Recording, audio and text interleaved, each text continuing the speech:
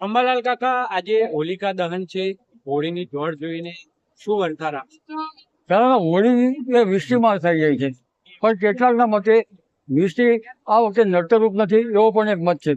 કેટલાકના મતે રાહુ વૃષ્ટિનું મુખ નથી આવતું, પરંતુ એ બધી મત મતાંતરો બાદ કરતા આ વખતે હોળીનો પવન સાનુકૂળ રહ્યો છે.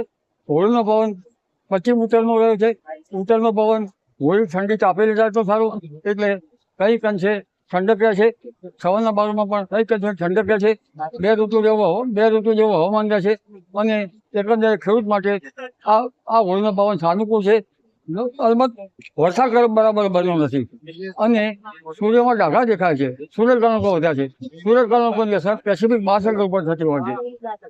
પેસિફિક મહાસાગરમાં ગરમી વધે છે, સમુદ્ર ઉત્કુલન થવાની શક્યતાઓ રહે છે.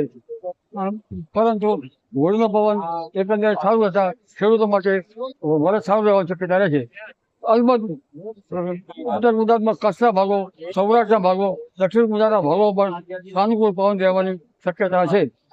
હવે અખાત્રીજે કેવો પવન રહેશે તેનો આધાર રહેશે, પરંતુ એકંદરે ઉનાળાના મુખના તહેવારની આ પ્રાથમિક અનુમાન દિગ્દર્શન કરતા આ વખતે હોળીનો પવન સાનુકૂળ રહ્યો છે. જી કાકા, જે રીતે આ ઈરાન ઇઝરાયલ ને અમેરિકા સાથે પણ જે વિશ્વ યુદ્ધ થઈ રહ્યું છે, આગામી સમય કેવો હશે એને લઈને શું કહેવું?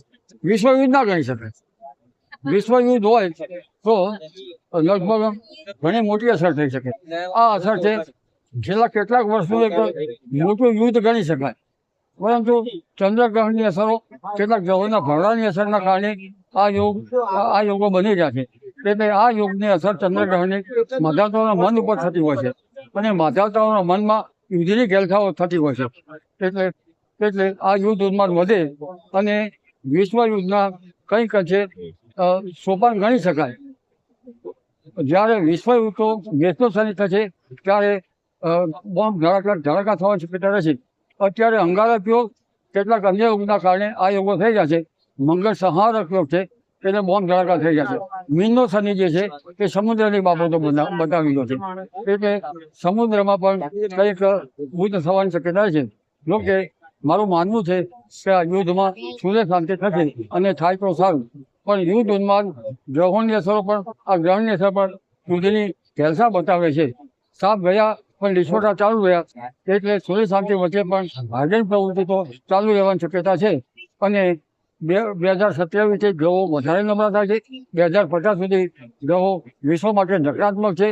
એટલે લગભગ આ ગ્રહોની અસરના કારણે અર્થકારણ, રાજકારણ તેમજ લગભગ અન્ય બાબતોમાં થવાની શક્યતા ગણી શકાય.